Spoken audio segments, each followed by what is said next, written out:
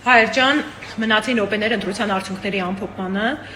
Հիշեցնում եմ, որ 20:00-ին տեղամասային կենտրոնները փակվում են, էլի կոչով դիմում եմ անպայման գնացեք մասնակցեք ընտրություններին, եթե դեռ մոտ եք ձեր տեղամասային կենտրոնին, նաև տեղեկացնեմ, որ մենք տեղյակ ենք եւ տեսնում ենք, որ բազմաթիվ հերթեր են առկա ու ողջունում ենք նման բարձր մասնակցելիությունը ու անհամեստորեն փաստում ենք, որ մենք էլ անմասն չենք, որ քաղաքացիները նման ոգևորությամբ գրում եւ իրենց կամքն են թելադրում։ Խնդրում եմ, իրազեկվեք, եթե դուք տեղամասային կենտրոնը մուտք եք գործել եւ արդեն 20:00-ն լրացել է, հանձնաժողովը պարտավոր է ապահովել, որ դուք կարողանաք քվեարկել, եթե անգամ դա ժամեր կտևի ու մոտ 100 հոգի ներսում գտնվող անց կա։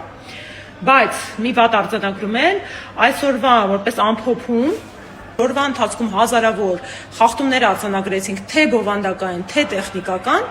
ինչը վկայակոչվում է, որ իշխանությունը ինքը համոզմունք ունի, որ լեգիտիմ եղանակով հնարավորություն չուներ անգամ մեզ հետ մրցելու։ Այս որ վերջին րոպեներն են մնացել, մինչ կարձանագրենք մեր հաղթանակը,